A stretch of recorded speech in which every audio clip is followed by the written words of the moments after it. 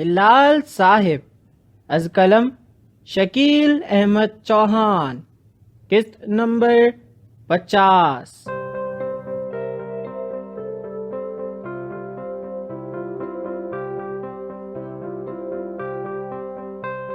اگلے دن بلال کے آفس میں پہنچنے سے پہلے ہی فوزیہ وہاں پہنچ چکی تھی اور اپنی جگہ پر بیٹھ کر کام میں مصروف تھی۔ اس دن بلال فوزیہ کے گھر سے نکل کر سیدھا نینا کے گھر گیا اور اسے باہر بلا کر کہا، آپ کا نوین جی الگ آفس تیار کروا دیا ہے، کل سے آپ وہاں بیٹھیں گی، کل صبح آفس بوائے آپ کو بتا دے گا۔ فوزیہ کی جگہ خالی تھی اس کے آنے سے پہلے، وہ آئی اور اپنی سیٹ پر بیٹھ گئی۔ بلال کے الفاظ نے پھر اس کے دماغ کے دروازوں پر دستک دی، تمہاری جگہ کوئی دوسری؟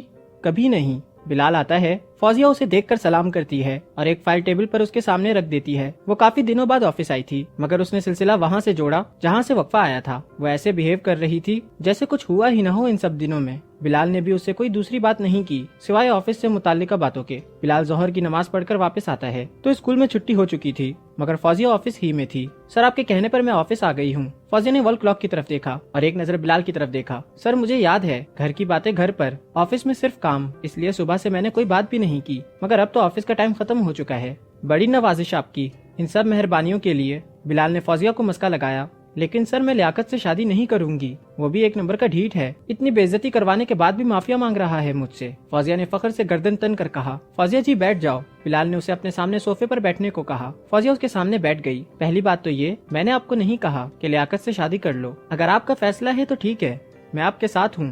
دوست اگر غلطی کرے تو اس کا ساتھ تو نہیں چھوڑ سکتے، ہاں اسے مشورہ دے سکتے ہیں۔ تو سر مشورہ دیں مجھے، میں کیا کروں؟ فوزیہ یکایک بول اٹھی، فوزیہ جی مشورہ فیصلہ کرنے سے پہلے کرتے ہیں، فیصلہ کرنے کے بعد نہیں، اور آپ کا فیصلہ تو اٹل ہے نا؟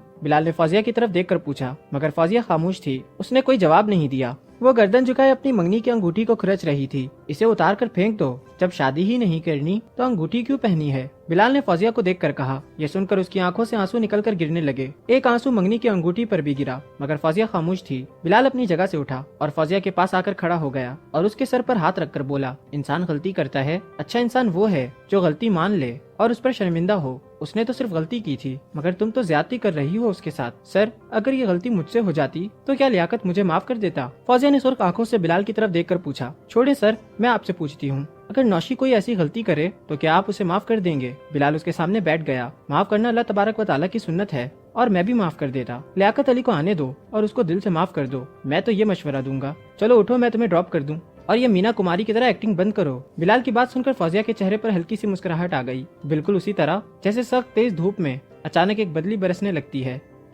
یار مزہ آ گیا کھانے کا، طارق رامے نے کہا۔ واقعی بہت اچھا کھانا تھا، اجاز جنجوا نے تائید کی۔ بلال خاموش تھا۔ یہ ہفتے کی رات تھی، وہ اپنے پروگرام کے مطابق اکٹھے ہوئے تھے شوکت خانم کینسر ہاسپٹل کے قریب ایک مشہور ریسٹورینٹ میں بیٹھے ہوئے تھے جوہر ٹاؤن میں۔ کل سنڈے ہے، ہیڈ بلاک ہی چلتے ہیں مچھلی کھانے کے لیے۔ اجاز جنجوا بولا، بھابھی سے پوچھ لو پہلے، بعد میں لائن حاضر کر دے گی۔ طارق رامے نے اجاز جنجوا کو بات لگائی، ویسے میری سمجھ سے باہر ہے، تم بھابھی سے اتنا ڈرتے کیوں ہو؟ آپ سے کم بات نہیں کرتی، میرا خیال رکھتی ہے، کھانے پینے کا، کپڑوں کا، میری عزت کرتی ہے، بہت محبت کرتی ہے مجھ سے۔ اجاز جنجوا نے فرح بھابھی کی شان میں تعریفی کلمات کہے۔ جب میں چھوٹا تھا تو قربانی کے بکرے سے بڑا پیار کرتا تھا، اسے رنگ لگانا، اس کے کھانے پینے کا خیال رکھنا، بکرے سے محبت کرنا، ان سب باتوں کے باوجود اسے عید والے دن مجھ سے جدا کر کے قربان کر دیتے میرے ابا جی۔ طارق رامے نے بھولی صورت بنا کر کہا، جنجوا تو بھی قربانی کے بکرے کی طرح ہے، آپ سے کم بات نہیں کرتی، تجھ رنڈوے کو کیا معلوم، شادی کے بعد تو اصل زندگی شروع ہوتی ہے۔ اجاز جنجوا نے جوابی حملہ کیا، رنڈوا نہیں ہوں میں تو ابھی کنوارا ہوں۔ طارق رامے مسکراتے ہوئے بولا،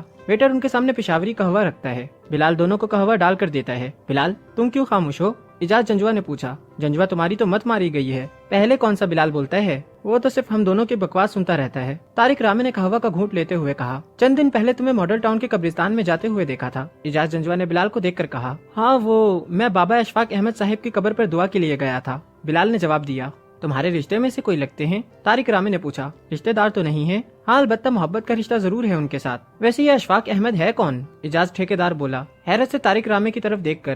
طارق رامے کو بھی معلوم نہیں تھا، بابا اشفاق احمد صاحب بہت بڑے ادیب اور دانشور تھے۔ بلال عقیدت سے بولا، آپ کا تعلق دینا جہلم سے ہے نا رامے صاحب؟ گلزار صاحب کا گھر تو دیکھا ہوگا آپ نے؟ ہاں کئی بار، ہماری گلی سے اگلی گلی میں تو ہے، میں تو اس کے ٹاؤن شپ والے گھر بھی آتا جاتا ہوں۔ جنجوا وہی کالا موٹا گلزار ٹھیکیدار، ابھی 2 دن پہلے ہی تو اس کا وابڈا ٹاؤن والا مکان بیچا ہے میں نے، طارق رامے نے جواب دیا۔ بلال اپنی بیوقوفی پر مسکرایا دل ہی دل میں. جو اپنے ملک کے ادیب اور دانشور کو نہیں جانتے انہیں انڈین رائٹر اور شاعر کی کیا خبر ہوگی. ہیڈ بلاکی کا پروگرام تو بیچ ہی میں رہ گیا. اعجاز جنجوا پھر سے مچھلی کھانے کا پروگرام بنانا چاہتا تھا. وہ تو ٹھیک ہے, کل چلیں گے, سنڈے ہے, سب کی چھٹی بھی ہے. ہاں یاد آیا, بلال تمہارے پلاٹ کی ٹرانسفر ڈیٹ مل گئی ہے, پیر والے دن. اور پیسوں کا بندوبست تو ہے نا؟ طارق نے کہا. جی رامے صاحب, پیسوں کا بندوبست ہے. کل میں آپ کے ساتھ نہیں جا سکوں گا, میں مصروف ہوں. بلال نے جواب دیا. یار تم بھی عجیب آدمی ہو, مجھے سنڈے کے دن چھٹی کرنے کا کہتے ہو, بیوی بچوں کے ساتھ وقت گزارنے کی تلقین کرتے ہو, اور خود ہر سنڈے مصروف رہتے ہو. اعجاز جنجوا خفگی سے بولا.